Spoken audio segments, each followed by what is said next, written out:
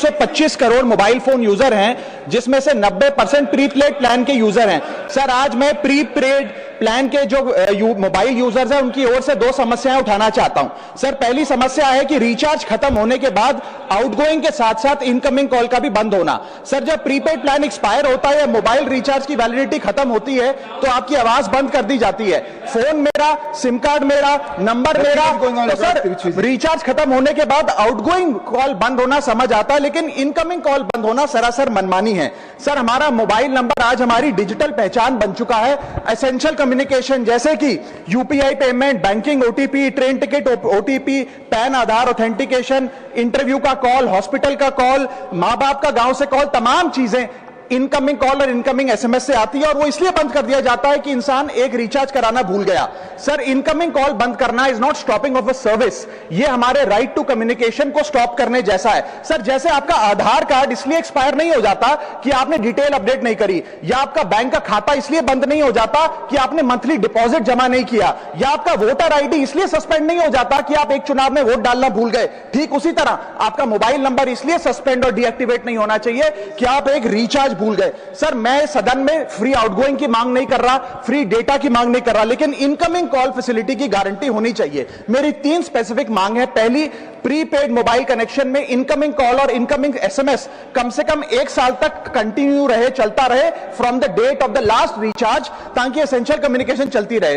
दूसरी, deactivation of the mobile number after 3 years. ऐसा ना हो कि आपका मोबाइल नंबर किसी को आपका मोबाइल नंबर बंद करके किसी और को अलॉट कर दिया जाए। कम से कम 3 साल का ग्रेस पीरियड देना चाहिए from the date of the last recharge. And third demand, mobile operator should introduce a low cost incoming only plan. वो लोग जो सिर्फ इनकमिंग के लिए फोन रखते हैं उनके लिए, जैसे कि 10 रुपए में 180 दिन की इनकमिंग कॉल की फैसिलिटी, इस प्रकार की स्कीम्स मोबाइल ऑपरेटर को लानी चाहिए। दूसरी समस्या जो प्रीपेड कस्टमर्स फेस करते हैं वो है टेलीकॉम ऑपरेटर का 28 दिन का मंथली रिचार्ज। साल में सर महीने 12 होते हैं, लेकिन 28 दिन की रिचार्ज के माध्यम से 13 टाइम्स रिचार्ज कराना पड़ता है। कैसे सर? 28 दिन into 13 times is equal to 364 days। ये एक बड़ी क्लेवर स्ट्रैटेजी है जिसके चलते आपको फीलिंग 30 दिन की देते हैं, लेकिन आपसे डीलिंग 28 दिन की करते हैं। सर, दुनिया में हर जगह बिलिंग साइकिल कैलेंडर मंथ के हिसाब से होती है,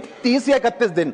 आपको मंथली सैलरी, लैंडलॉर्ड का रेंट, बैंक की ईएमआई, बिजली पानी गैस का बिल, तमाम चीजें 30 या 31 दिन के महीने के हिसाब से होती हैं। लेकिन ये मोबाइल ऑपरेटर, टेलीकॉम ऑपरेटर 28 दिन के महीने के हिसाब से आपको रिचार्ज प्लान बेचते हैं, ताकि साल में एक अतिरिक्त रिचार्ज आपको मिल जाए। मैं उम्मीद करता हूं कि इसे भी समाप्त किया जाएगा। सर, जब एक यूजर अपना मोबाइल फोन रिचार्ज कराता है तो उसे अपने रिचार्ज प्लान के हिसाब से डेली की डेटा लिमिट मिलती है, 1.5 GB, 2 GB या 3 GB प्रतिदिन।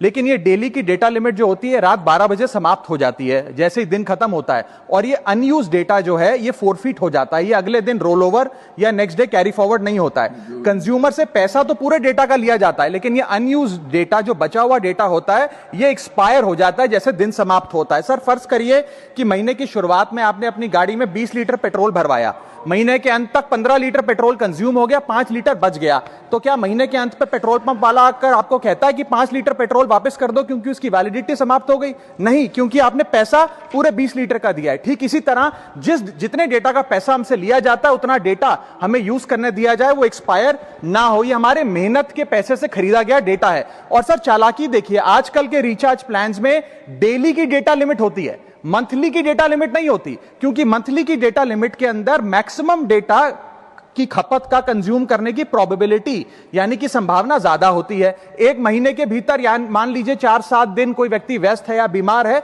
लेकिन बचे हुए दिन में या जब उसकी छुट्टी होती है वो ज्यादा डेटा कंज्यूम कर सकता है, इसीलिए मैक्सिमम डेटा मंथली प्लान में कंज्यूम होता है। इसके चलते आज टेलीकॉम ऑपरेटर डेली की डेटा लिमिट वाला प्लान पुश करते हैं। सर, आज इंटरनेट सिर्फ एक एंटरटेनमेंट या मनोरंजन का सोर्स नहीं है, यह एक प्रकार से हमारे जीवन के लिए एसेंशियल बनता जा रहा है। It is like digital oxygen, हर चीज के लिए इंटरनेट चाहिए। और इसीलिए आज करोड़ों भारतीयों का जब लाखों जीबी डेटा रोज एक्सपायर हो जाता है, अनयूज्ड बचा हुआ डेटा, क्योंकि उसकी वैलिडिटी समाप्त हो गई, तो यह सवाल अब सिर्फ डेटा का नहीं है सर, यह कंज्यूमर राइट्स का सवाल बन चुका है। इसीलिए मेरी 3 स्पष्ट मांगे आज सदन में। पहली मांग, ये नियम बने कि डेटा कैरी फॉरवर्ड यानी कि डेटा रोल ओवर की सुविधा हर यूजर को दी जाए, यानी कि दिन के अंत पे आपका जितना जीबी डेटा बच गया वो अगले दिन के आपके डेली के डेटा पैक में जोड़ा जाए, वैलिडिटी के साथ समाप्त ना हो।